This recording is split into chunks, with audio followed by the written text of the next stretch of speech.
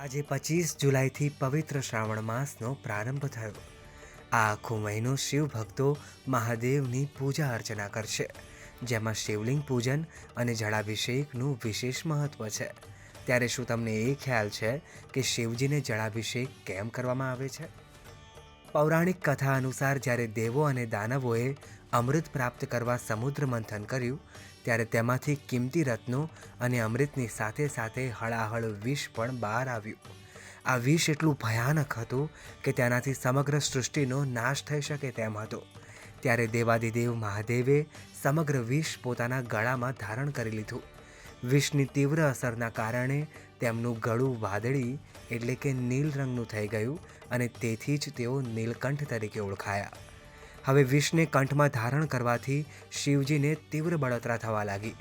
આ જોઈને બ્રહ્માજીએ દેવરાજ ઇન્દ્રને પોતાના કમંડળમાંથી જળ લઈ શિવજી પર અભિષેક કરવા જણાવ્યું.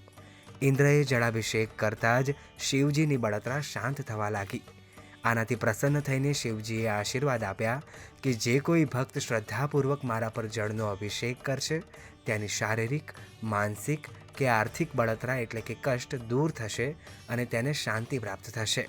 અને તેથી જ આ કારણોસર શ્રાવણ માસમાં શિવલિંગ પર જળાભિષેક કરવાનું વિશેષ મહત્વ છે.